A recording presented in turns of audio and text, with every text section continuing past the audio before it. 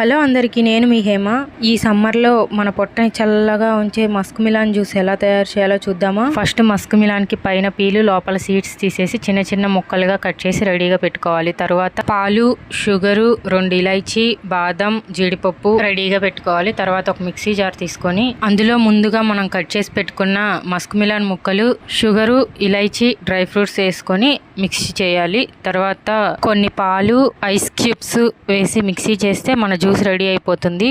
ఇక్కడ నేను ice cubes వేయలేదు, ఎందుకంటే మస్క్ మిలాను ఇంకా పాలు 2 ఫ్రిడ్జ్లోవే వాడాను, అందుకని వేయలేదనమాట. మీరు ఐస్ క్యూబ్స్ వేసుకొని మిక్సీ చేస్తే సరిపోతుంది. ఇంకొకటి, ఇక్కడ జ్యూస్ చేసే జార్లో మీరు ఈ జ్యూస్ చేస్తే పర్లేదు, నార్మల్ మిక్సీలో వేస్తే మాత్రం కొంచెం కేర్ఫుల్గా ఉండండి, ఎందుకంటే చింది పైకి వచ్చేస్తుంది అనమాట. ఇంకా అంతే, మన మస్క్ మిలాన్ జ్యూస్ రెడీ.